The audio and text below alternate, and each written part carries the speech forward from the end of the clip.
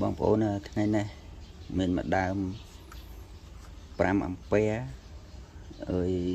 16គ្រាប់ហ្នឹងហើយចេញទៅប៉ោយប៉ែតហ្នឹងហើយផ្សារកដាល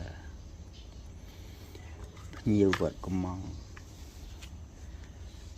ឡូវហើយថ្ងៃហ្នឹងតលាក់ចុះផ្ញើគាត់ហើយតេស្តភ្លើងឲ្យម្ចាស់គាត់មើលគាត់កំពុងចង់មើលហ្នឹងហើយចាំមើលខ្ញុំតេស្តបងប្អូនមើល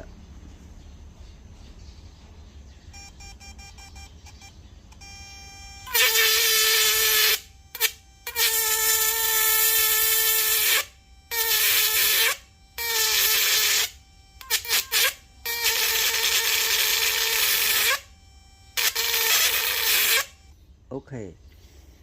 អានេះទឹកជ្រៅទឹកលិចក្បាលបានហ្នឹងហើយទឹក3ម៉ែត្ររហូតដល់លើខ្នងជើងអូខេបានទាំងអស់ស្នូល្អសំឡេងល្អបឺតល្អអូខេ